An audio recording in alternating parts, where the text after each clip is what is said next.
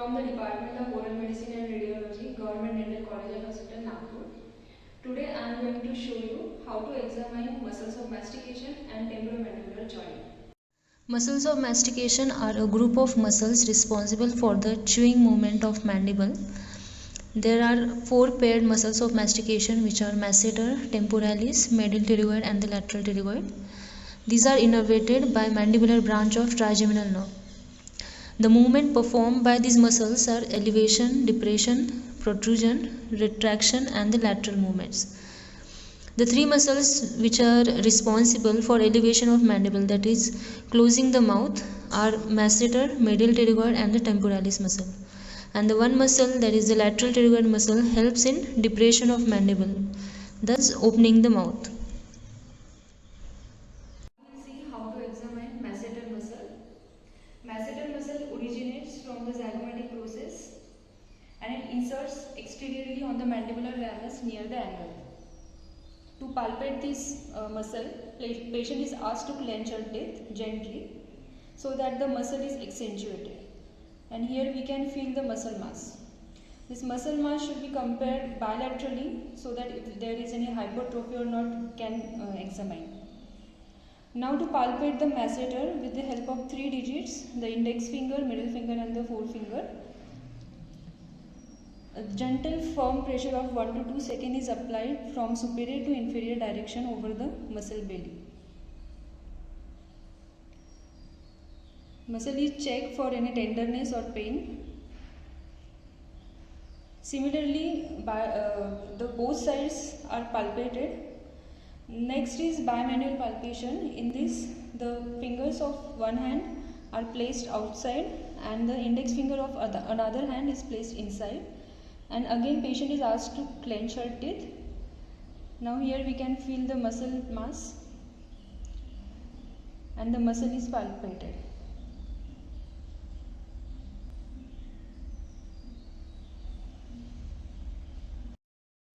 Now the next muscle is temporalis muscle. Temporalis is a fan-shaped muscle which is present on bilateral side in the temporal region. It originates from the temporal fossa and it converges to insert onto the coronoid process. There are three fibers of temporalis muscle. The anterior fibers which run vertically, then the middle fiber which run obliquely and the posterior fibers which run horizontally. So to palpate this muscle patient is asked to clench her teeth again so that we can feel the temporalis muscle here. So again with the help of three fingers, firm 1 to 2 second gentle pressure is applied over the fibers. These are anterior fibers, then the middle fibers and the posterior fibers. So this is the palpation of temporalis muscle fibers. These fibers converge to form a temporalis tendon which is inserted on the coronoid process of mandible. This tendon is checked intraorally with the help of a little finger. We have to place the little finger intraorally along the anterior border of mandible, going as upward and as posterior as possible, and feeling the coronoid process here. Here the tendon is inserted, a firm gentle pressure is applied here and check for the tenderness or pain. Now, the third muscle is medial pterygoid muscle. It originates from the medial aspect of the pterygoid process and inserts medially on the ramus. So to palpate this muscle, it can be palpated extraorally by placing the three digits on the inferior border and in medial direction.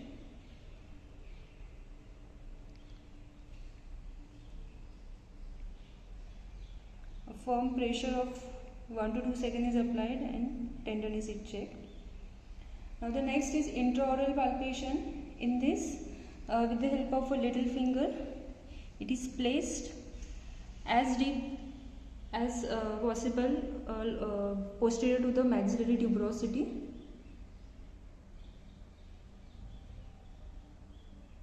And the muscle tenderness is checked here. The next, it inserts on the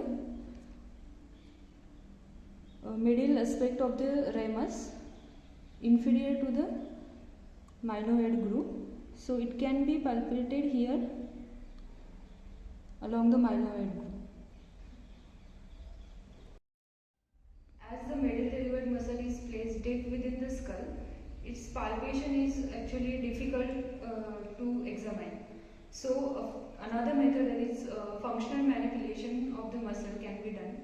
In this, the muscle is contracted and stretched, and then if the muscle is true source of the pain, then both the activities will increase the pain. So as the medial pterygoid is an elevated muscle, when patient wide open the mouth, then patient will feel the pain, and when tongue blades are placed on the posterior teeth, and when patient clench her teeth, the pain will exaggerate. Now the fourth muscle is lateral pterygoid muscle. It originates from the lateral aspect of pterygoid process and inserts onto the condylar head. So to palpate this muscle with the help of little finger, the little finger is placed as posteriorly as possible along the buccal sulcus, posterior to the maxillary tuberosity. Patient can be asked to close her mouth.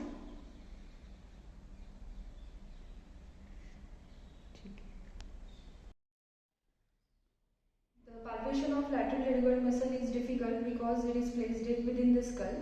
So for this, functional manipulation is the method of choice to palpate this muscle.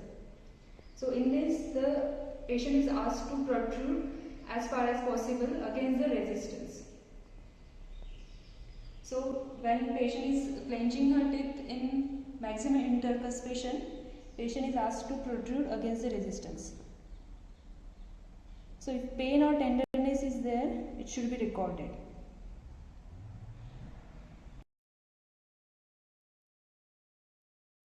So these were the primary muscles of mastication which we examined. So other muscles which are important in the head and neck region are the sternocleidomastoid muscle and the trapezius muscle, because sometimes the trigger points in these muscles can be referred to the face region.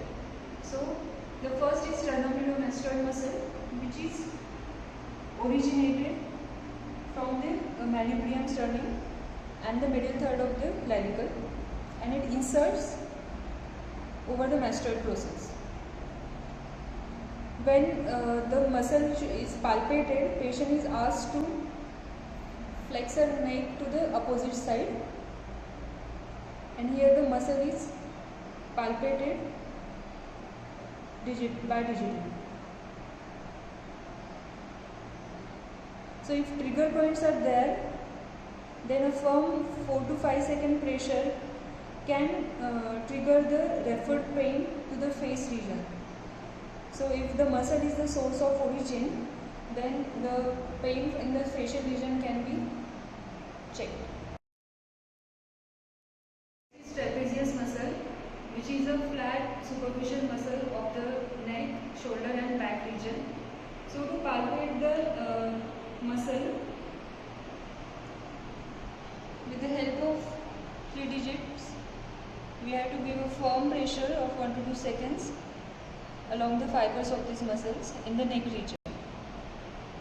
And the tenderness or any trigger point should be checked, because many of the times the trigger points of this muscle radiates toward the face. Now we will move on to the examination of temporomandibular joint. It is formed by mandibular condyle which articulates with temporal bone. The examination of this joint is divided into 3 steps: the inspection, palpation and the auscultation.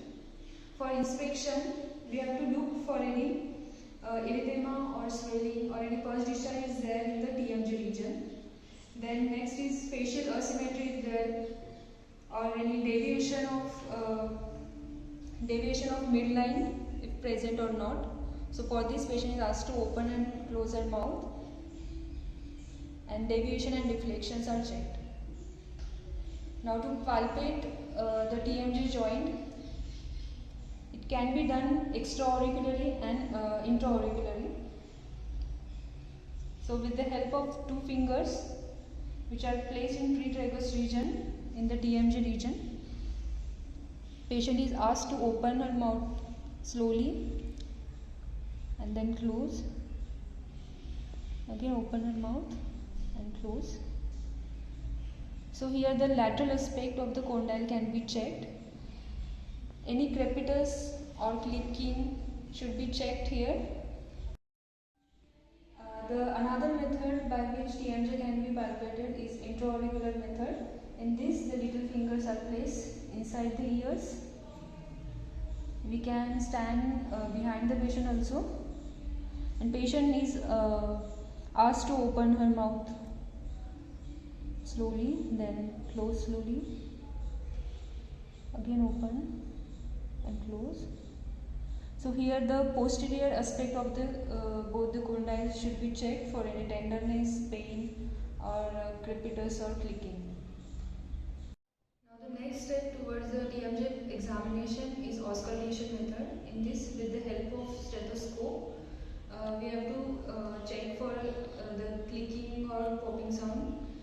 If these sounds are muffled, then with the help of stethoscope we can hear them.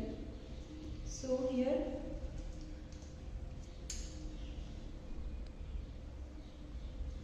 the chest piece is placed over the pretragus region in the TMJ region, and patient is asked to open and close her mouth.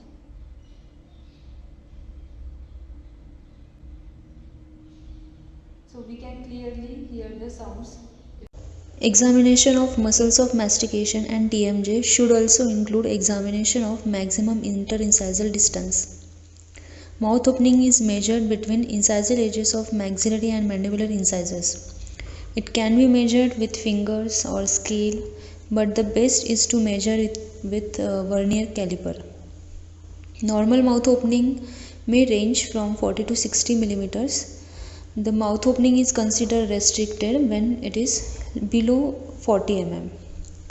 So here the patient is asked to open mouth until pain is first felt. So this is called maximum comfortable mouth opening. Then patient is asked to open as wide as possible even in presence of pain. So this is called maximum mouth opening. Next, patient is instructed to move his or her mandible laterally. Any lateral movement of less than 8 mm is recorded as restricted movement. Protrusive movement should also be recorded. Next, the midline shift is observed during the maximum mouth opening. So there can be deviation or deflection. So deviation is a shifting of midline while opening, which returns to centered position on maximum mouth opening. It can be seen in disc derangement with reduction cases. The next is deflection. Here there is complete shifting of midline on maximum mouth opening.